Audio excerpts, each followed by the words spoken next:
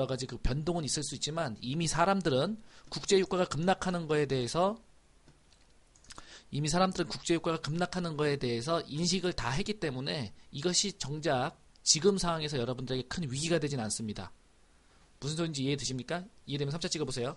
국제유가 급락과 이런 상황은 이미 다 받아들인 거예요. 몸으로 다 받아들였고, 국제유가 급락으로 나타난 현상으로 정유주, 화학주가 신저가를 치고 코스피가 신저가를 쳤어요. 그죠? 1월 달에. 이미 그것을 이미 다 우리가 그 몸으로 받아들였다는 것이에요. 그러니까 위기는 어느 정도 끝났는데 이 위기가 이제 언제 끝날 것인가, 언제 전환될 것인가, 그 문제가 남아있는 것이죠.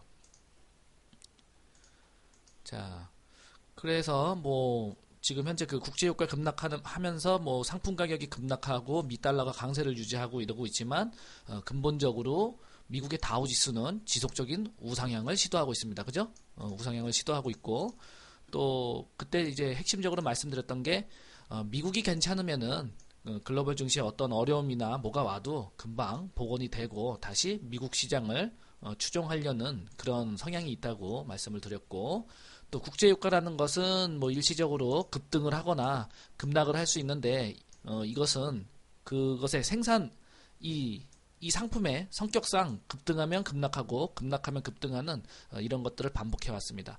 근데 이제 그 돌아보면은 국제유가가 신저가를 치고 급락했을 때 항상 우리나라의 최고의 그 위기가 왔고 경기가 바닥이었다는 상황을 우리가 인식할 수 있었고요. 그 바닥을 친 이후로 국제유가가 회복이 되면서 우리 경기도 빠르게 성장하고 또 그 여러 가지 그 제조업체라든지 운송업체라든지 국제유가 하락으로 기인하는 그 소비 증대 효과가 있습니다. 월급은 올라지 않아도 기본적으로 국제유가가 하락하면 기름값이라든지 그 전기세 또 뭐 여러 가지 그 보온에 필요한 보온 비용, 냉난방 비용 이런 것들이 절감되기 때문에 일반인들이 보통 한 10%에서 15% 정도 급여 인상 효과가 있다 그럽니다. 그래서 심각한 디플레이가 진행 중이지만 어쨌든 디플레이션이 진행 중이지만 국제유가 급락은 한국 경제에 지금 침체되어 가고 있는 한국 경제의 커다란 기회라고 보셔도 될 것 같습니다. 자, 보면은 그 일본 정세하고 또 중국 또 이렇게 우리가 말씀을 드렸고, 또 이제 그 유럽 쪽도 보면서 국내 산업에 이제 그 태동되는 이런 것들도 쭉 지난 시간에 강의를 해드렸습니다. 그죠? 그래서 어떤 업종에 투자해야 될 것인가, 어떤 업종은 투자하지 말아야 될 것인가, 이렇게 여러분들에게 말씀드린 바 있고, 일단 기본적으로 지금 현재 등산이냐 하산이냐 이것을 차트를 보면서 우리가 이 기업의 지금 현재 위치를 보자 그랬죠. 그죠? 그러니까 기본적으로 현대모비스 같은 경우는 지금 현재 이렇게 높이 등산을 했다가 어쨌든 내려오고 있는 그런 형국을 보이고 있기 때문에 자동차 업종에는 우리가 투자하지 말자, 대형 건설 업종도 투자하지 말자, 이렇게 정리를 한 바가 있습니다. 그렇죠? 기억나시면 7자 찍어 보세요.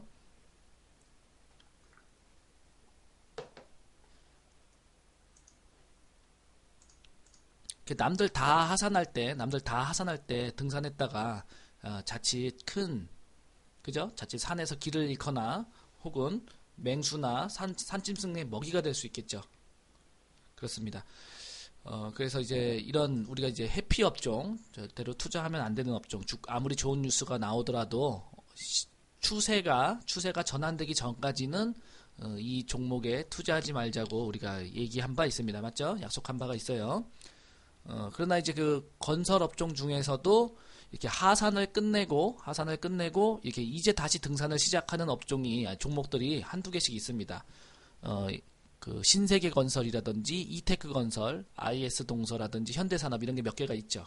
그러니까 기본적으로 그 위기의 시대에 대형 건설주들이 침몰하고 언더독 그 위기의 시기에 살아남은 건설주들은 상대적으로 그 성장의 그 어떤 파이를 넓힐 수 있지만 대부분의 건설 업종들은 침몰하고 있는 것이 현실입니다. 자, 그래서 뭐 포스코라든지 현대제철, 철강 업종도 투자하면 안 된다고 말씀을 드린 바 있고요. 그죠? 증권주들은 이제 서서히 등산 준비를 하고 있다고 여러분들에게 말씀을 드렸습니다. 그것은 국내 경기가 바닥을 쳤고 이제 서서히 경기가 회복 국면에 접어들기 때문에 증권주들이 먼저 움직일 수 있다라고서 말씀을 드린 거예요. 그죠? 자, 어쨌든 지난 시간에는 여기까지 말씀을 드렸고, 국내 경기가 바닥을 치면서 내수 경기가 굉장히 얼어붙은 그런 상황인데, 작년 한 해, 2014년도 한 해를 보면은 그 1, 4분기에 그 GDP 성장률이 3.9%에서 시작해서 4, 4분기까지 줄곧 내리꽂았습니다. 맞죠? 이제 전망하기로는 그 작년 1, 4분기에 3.9%에서 시작해갖고 4.3%까지 목표로 했는데 이것이 3.1%까지 하락한 결정적인 요인이 있었죠. 그게 뭐였죠, 여러분들? 작년 1, 4분기에 터진 사건이 작년도 분명히 대한민국 그 GDP 성장률은 4.3%를 목표로 했습니다. 그래서 1, 4분기에 3.9%까지 올라왔기 때문에 이제 4.3%까지는 무난하게 달성할 거라고 이제 그 판단을 했는데 세월호 침몰로 인해서 국내 경기가 완전히 얼어붙었고 이것이 이제 3.1%대까지 떨어졌죠. 그죠? 3.1%까지 떨어졌는데 이제 다시 그 정책의 어떠한 뭐 여러 가지 그런 거라든지 이제 그 기업들도 이제 투자를 시작하고 또 세계 경기가 회복되고 있어갖고 작년 4, 4분기에 바닥친 경기가 올해는 다시 3.8%대까지는 끌어올릴 것 전망입니다. 그래서 경기가 이미 바닥을 친 걸로 인식했기 때문에 주가는 코스피는 신저가를 친 거고요. 이제 그 시간이 가면서 국제유가 급락에 의한 그 경제 회복 그 기믹 그리고 소비 활동의 증가로 인해서 점차 이 GDP 성장률이 증가할 가능성이 높아지고 있습니다. 그러면 어떤 산업으로 GDP가 증가하고 어떤 산업에 의해서 우리나라가 어떠한 성장의 저성장 국면이지만 성장의 그런 기초 요인이 될 것인가? 그죠? 성장 산업을 알아봐야겠죠. 성장을 우리나라를 GDP를 끌어올릴 성장 산업이 무엇인가 우리가 이제 공부를 해야 됩니다. 자, 그래서 그 지난번에 이제 말씀드리기를 뭐 정유주는 뭐 주가가 원유 가격이 하락하니까 관심이 없고 대형 건설주도 성장의 기미가 없고 철강, 뭐 조선, 중공업 이 모든 쪽이 지금 현재 사실상 성장을 하기보다는 살아남기 급급한 그런 시대가 되었습니다. 이해하시면 일자 찍어보세요. 지금 대형 헤비 산업들 자체가 치킨 게임, 그죠? 어마어마하게 벌어들이던 시대가 끝나고 이제는 산업 자체가 침체 산업으로 전환해갖고 이제는 살아남는 데 주력해야 되는 그런 시대로 변했습니다. 근데 반면 빅데이터라든지 클라우드라든지 이제 스마트폰이 이제 전체적으로 보급이 되면서 그 스마트폰을 활용하여 SNS라든지 각종 어플리케이션 또 여러 가지 생활에 우리가 그 활용을 하고 있죠. 그죠? 그래서 이제 소프트웨어라든지 컨텐츠 이쪽 업종에 돈들이 몰리고 또 이쪽 업종이 그 기하급수적으로 성장하고 있습니다. 제가 잠시 후에 재무제표로 확인을 해드리겠지만은 어쨌든 이쪽 업종은요 영업이익률이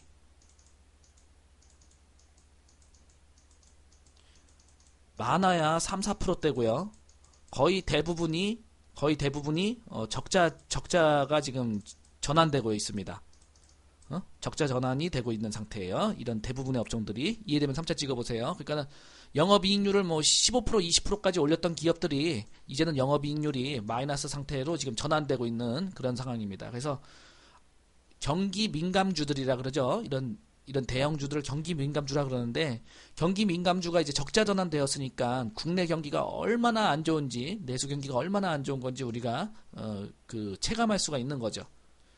근데 반면에 이런 업종들은 지금 현재 뭐 운송 같은 것들은 뭐 영업이익률이 뭐 좀 낮은 업종이지만 의료기기라든지 전자결제 이쪽은 막 ROE 막 이런 뭐 영업이익률이 막 30% 가까이 나오고 있어요.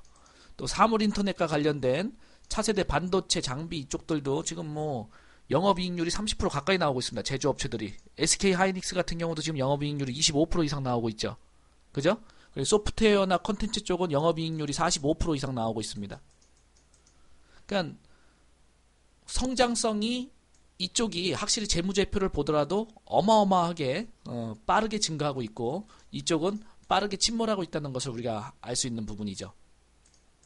그러니까 곧 미국 증시와 인도, 중국, 그러니까 선진국 증시들이 세계 경제 대국들이 주가가 계속 신고가로 올라가면서 신고가를 치지 못한 많은 나라들을 이렇게 끌어올리는 기인 효과를 이제 2015년도부터 본격적으로는 나타낼 것인데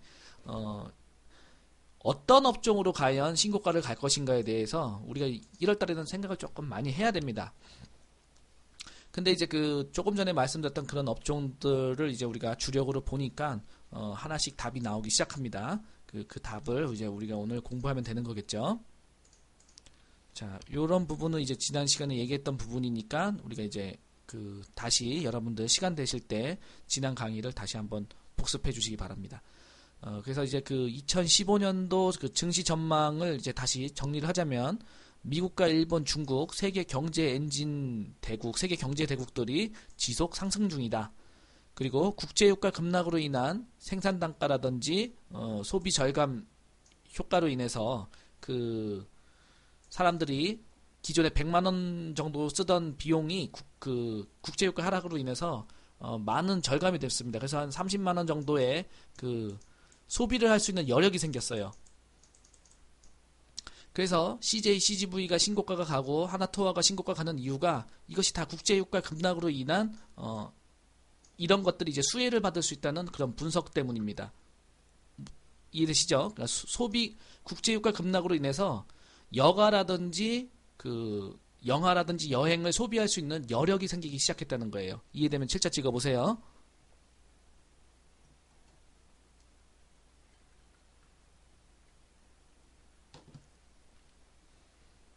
네, 그리고 중국 증시가 굉장히 급격히 상승했죠. 2014년도에 약 75% 지수가 상승을 했는데 중국 증시 상승으로 인해서 아시아권 하격권이 아시아 하격권이라든지 아시아 소비층들이 굉장히 급부상하고 있습니다.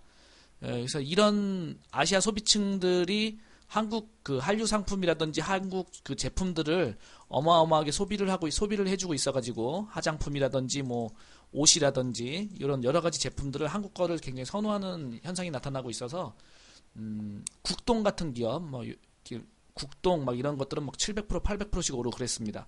그러니까 올해도 아마 이런 기업들이 많이 나타날 것으로 저는 전망하고 있고요.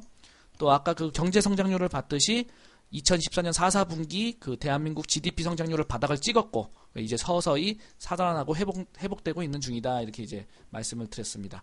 그래서 이제 지난 시간에 이렇게 1강을 마쳤고 이제 2015년 증시 대예측 이제 업종과 종목편으로 들어갈 건데 이 또한 양이 굉장히 방대합니다. 사실은 산업이 굉장히 복잡해졌죠. 이 스마트폰이 나오고 나서부터 컨텐츠 따로 또 뭐 빅데이터 쪽 따로 클라우드 쪽 따로 뭐 IT 기기 쪽 따로 뭐 플랫폼 쪽 따로 막 이게 굉장히 복잡해졌어요. 그래서 이것들을 한눈에 오늘은 통합을 해서 한번 보고 어느 쪽에 우리가 주력을 하고 투자를 해야 되는지 그렇게 이제 공부를 해보도록 하겠습니다. 먼저 오늘은 집중적으로 사물 인터넷 관련해서 여러분들에게 말씀을 드릴 겁니다. 2015년도부터는 본격적으로 이제 자본 흐름의 하두가 제가 보기에는 사물 인터넷 쪽으로 이제 쏠리고 있다고 봐야 됩니다. 왜냐면은 자, 여러분들 이게 지금 현재 시점에서 주가가 가장 많이 오른 종목들 리스트입니다. 그 리스트를 보면은 여러분들 자, 보시면은 유니테스트가 있죠. 그죠? 유니테스트가 있고 또 뭐 아이리버가 있고 윈포넷, 한창, 그죠? 물론 이오테크닉스 요런 종목들이 있어요. 그죠? S넷이라든지 이런 종목들이 있습니다. 그러니까 가장 많이 오른 종목들을 우리가 업종을 한번 보니까 물론 게임 쪽은 컨텐츠니까 그죠? 게임 쪽은 컨텐츠니까 일단은 제껴두고요. 그죠? 게임 쪽은 컨텐츠, 모바일 컨텐츠 쪽은 일단 이렇게 제껴두고요. 그죠? 게임 쪽이 이렇게 있고요. 자, 이해되시면 일자 찍어보세요. 지금 가장 많이 주가가 오른 그 종목들의 업종을 보니까 첫 번째로 그 모바일 게임 쪽이 있고요. 그죠? 두 번째로 보니까 그 건강관리 이런 게 있어요. 건강관리. 그러니까 바이오 헬스 쪽이 있죠. 맞죠? 바이오 헬스 쪽, 셀바이오텍이라든지 인바디라든지 하이로닉 같은 이런 종목들이 1년 동안 지금 인바디가 1년 동안 거의 300%가 올랐어요. 하이로닉은 뭐 상장하고 나서부터 뭐 한 500% 정도 올랐다 그러는데 이런 식으로 바이오 헬스 쪽, 건강관리 쪽 업종 종목들도 이렇게 굉장히 많이 오른 랭킹 순위에 올라가 있습니다. 그리고 또 눈길을 끄는 것이 보시면은 반도체와 반도체 장비, 그죠? 반도체와 반도체 장비 이렇게 보이시면 일자 한번 찍어봐 주시겠습니까?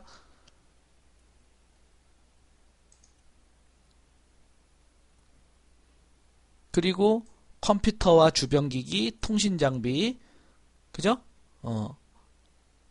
또 보자. 전자제품, 전자장비, 통신장비 이런 업종들이 지금 현재 급격히 올라와 있어요. 이 말은 지금 현재 어떠한 기기와 통신이 뭔가 어떠한 제품이 만들어지고 있다는 거죠. 그죠? 뭔가 어떤 게 만들어지는데 이 기기와 통신들이 예전에는 하나의 단독 기계가 아니고 이제는 이런 기계들이 융합이 돼 갖고 초소형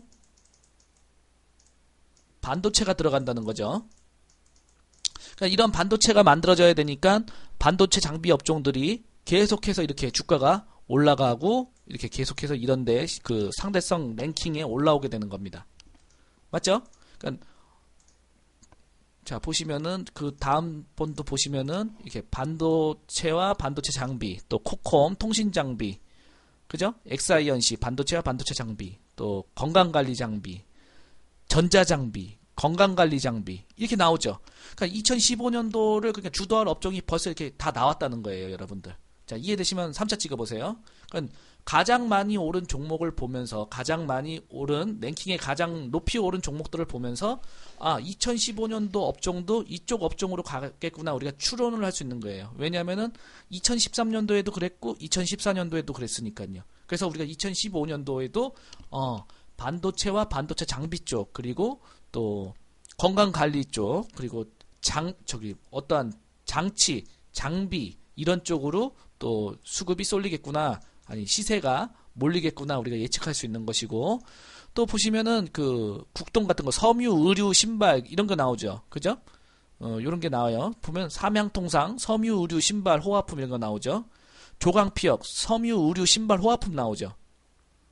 맞습니까? 이해되면 일자 찍어보세요. 그러니까 이런 것들은 결국 아시아 소비시장, 중국 소비시장의 그 기초 제품을 생산하는 업체들이거든요. 그죠?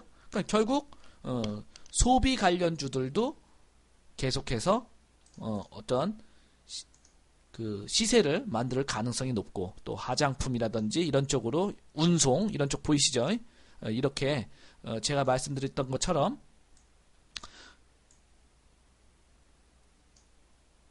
2015년도에는 역시 그죠? 반도체, 운송, 또 소비 여행, 사물 인터넷, 소프트웨어 컨텐츠 이쪽이 의료기기 이쪽이 역시 2015년도에도 그 큰손들이 주입될 가능성이 매우 높다는 것이죠. 자, 이런 전제하에 그럼 가장 우리가 지금 생소한 게 사실 사물 인터넷입니다. 맞죠? 사물 인터넷이라고 말은 많이 들어봤는데 아직까지 우리 몸에 와닿진 않습니다. 대체 뭐가 사물 인터넷이라는 건지. 맞습니까, 여러분들? 아직까지 우리 몸에 와닿진 않아요.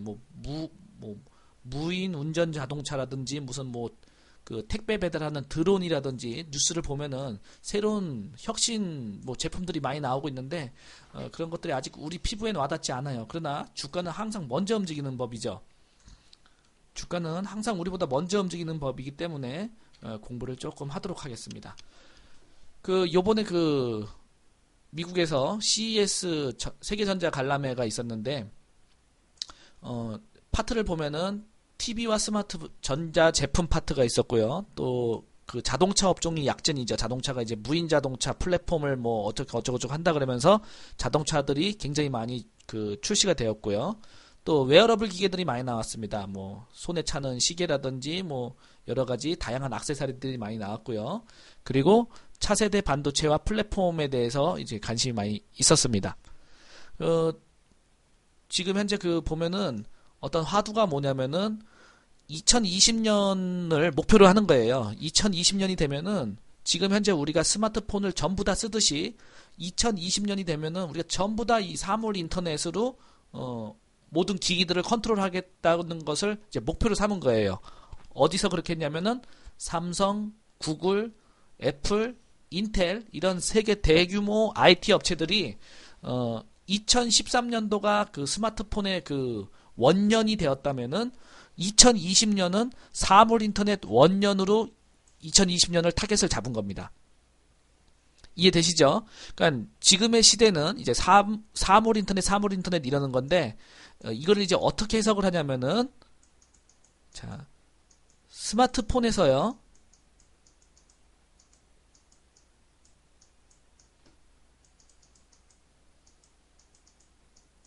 스마트카 그죠?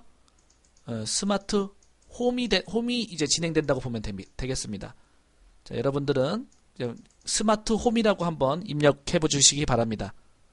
이제 스마트폰은 이제 보급이 끝났고, 그죠? 이제 보급이 이제 끝난 상태고, 이제 그 세계 시장을 선도하는 메이저 대형 업체들은 이제 다음 목표가 스마트 홈이에요. 이해되셨죠? 그러니까 스마트 홈. 우리가 그 스마트폰으로 집안의 온도와 무슨 보안 장치와 이 모든 것들을 다 컨트롤한다는 거죠. 냉장고라든지 세탁기라든지 이 모든 것들을 다 컨트롤한다는 거예요. 그래서 지금 여러 가지 분석들이 나오고 있지만 기본적으로 일단은 사물 인터넷 원년이 이제 그 2015년부터 본격 계약기에 들어간다.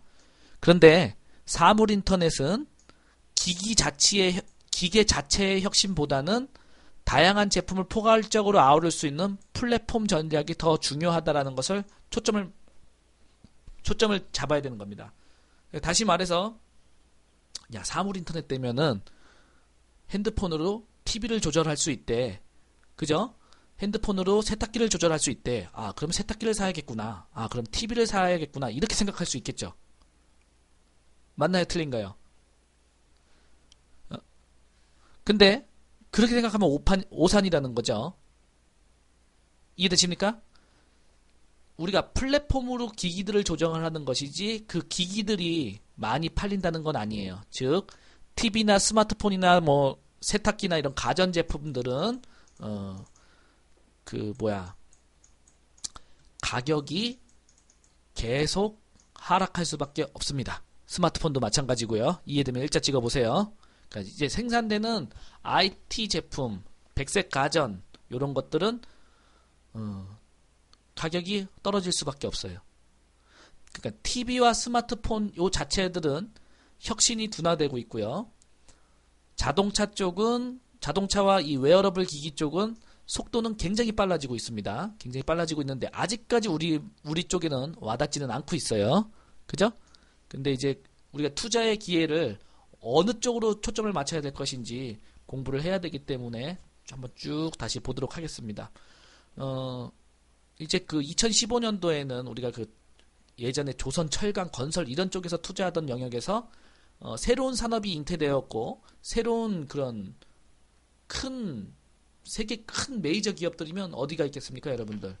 애플, 그죠? 삼성전자, 구글, 알리바바 막 이런 회사들이 있을 건데 얘네들이 건설 쪽에 투자하겠습니까? 철강 쪽에 투자하겠습니까? 아니면은 스마트홈, 스마트카에 투자하겠습니까, 여러분들? 상식적으로 한번 생각해 보세요. 세계 시장을 그 좌지우지하는 글로벌 IT 기업들이 어느 쪽에 투자를 할 것 같습니까, 여러분들? 답은 정해져 있다고 봐야죠. 맞죠?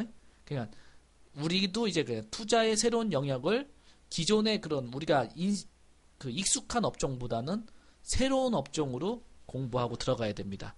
특히 이제 그 보면은 기기 자체의 혁신보다 기기와 기기의 연결이죠. 기계랑 기계끼리 막 이렇게 막 얽히고 설키고 막 서로 연결이 됩니다. 이제는 맞죠? 기계랑 기계끼리 막 서로 얽히고 연결이 돼요. 그러려면은 기계마다 뭐가 있어야 되겠습니까? 각 기계마다 아까 조금 전에도 말씀드렸다시피 초소형 반도체가 있어야 됩니다. 그죠? 초소형 반도체를 생산하기 위한 비메모리 파운드리가 있어야 되고 또 이 무수히 많은 사물 인터넷 기기들이 서로 이제 감지하고 반응할 센서들이 있어야 되는 거죠. 그러니까 센서를 만들고 또 이런 비메모리를 만드는 이런 업종을 당분간은 굉장히 투자의 그런 기회가 왔다고 봐야 되겠죠. 그래서 지금 현재 그 2015년부터 지금 2020년까지 중장기로 성장할 수 있는 업종을 보면은 이쪽 보안 쪽 그리고 소프트웨어 쪽 또 음성 인식이라든지 또 뭐 여러 가지 센서 반응 기기들이 센서를 반응하는 인식 센서 생산 업체 또 반도체 장비 반도체 그 장비 검사 업체 이런 쪽으로 그 사물 인터넷 관련주들은 이렇게 움직일 수 있다라고 우리가 볼 수가 있습니다. 자, 다시 사물 인터넷에 관련된 시장 상황을 보면은 시장 예측 상황을 보면은 요 정도밖에 안 됐죠. 220억 달러 정도밖에 안 됐는데 2015년도부터 본격적으로 이렇게 기하 흡수적으로 시장 규모가 확대되고 있습니다. 맞죠? 국내 사물 인터넷 시장도 2014년도에 3조 원대 규모에서 지금 폭발적으로 이렇게 2019년도에는 약 10조 원대 규모로 이제 계속 증가할 것이라고 예측되고 있어요. 그러니까 어쨌든 IT 기기 업체들이 살아남으려면은 기술 진화를 보여줄 수밖에 없는데 이제 뭐 TV라든지 뭐 우리가 익숙한 기계에서 더 이상 혁신적인 그런 것들은 우리가 이제 별로 받아들이기가 어렵죠, 사실. 그렇죠? 자, 그래서 이제 사물 인터넷 플랫폼을 보면은 먼저 하드웨어 플랫폼이 있습니다. 그죠? 하드웨어 플랫폼이 있고 또 디바이스 플랫폼이 있고 연결 플랫폼이 있고 데이터 플랫폼이 있습니다. 이 데이터 플랫폼은 뭐 보안이라든지 뭐 소프트웨어라든지 이런 데이터 같은 빅데이터 이쪽으로 이렇게 연결이 되는 거고 또 연결 플랫폼은 우리가 그 어플리케이션 다운로드 받을 때 구글에서 받듯이 이제는 그 기기들도 어떠한 플랫폼을 통해 갖고 이렇게 작동하고 움직일 수 있게끔 그런 것들이 이제 만들어진다는 것이죠. 그러니까 앞으로 이 세계 시장에서 사물 인터넷 플랫폼 시장을 누가 장악할 것인가가 지금 하드에 오른 겁니다. 우리가 그 어플리케이션 그 플랫폼은 애플하고 구글이 잡았죠. 그죠? 근데 사물 인터넷 플랫폼은 어느 업체가 잡을 것인가가 지금 현재 초점이 맞춰지고 있는 거예요. 그래서 우리나라 같은 경우는 이제 삼성이 가장 유력하죠. 삼성이 이 사물 인터넷 연결 플랫폼을 세계 시장에서 이제 장악을 한다면 삼성전자가 또 한 번 성장하고 또 우리나라 GDP가 증가할 수 있는 그런 기회가 만들어질 수 있겠죠. 그래서 지금 현재 보면은 이 사물 인터넷들은 글로벌 대형주들 중심으로 대기업들 중심으로 지금 현재 이 경쟁을 플랫폼 독점하기 위한 경쟁이 지금 시작됐다고 보면 됩니다. 자, 보면은 그럼 사물 인터넷 관련해서 어떤 쪽이 이제 올라갈 것이냐 보면은 이제 반도체죠. 그죠? 반도체 그리고 통신 모듈 아까 얘기했던 뭐 통신 모듈이나 센서 이런 것들. 그래서 아까 그 많이 오른 종목들을 봤을 때 한창이라든지 통신 쪽이 좀 있었죠. 그죠? 요거를 좀 봤을 때 우리가 업종을 봤을 때 뭐 통신 장비 이런 것들이 눈에 띕니다. 눈에 보이시면 3차 찍어 보세요. 그러니까 그냥 올라가는 게 아니고 얘네들이 먼저 움직인다고 봐야겠죠.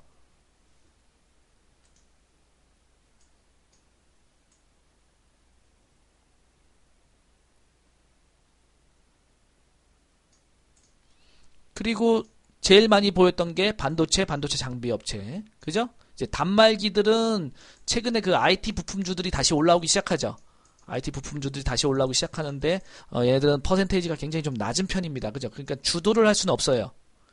그러니까는 웨어러블 기기들이 나온다, 무슨 새로운 뭐 TV가 나온다 이렇게 하더라도 이런 쪽은 시장을 주도할 수 없다는 것을 우리가 다시 인식을 해야 됩니다. 아셨습니까? 이해되면 9자 찍어 보세요.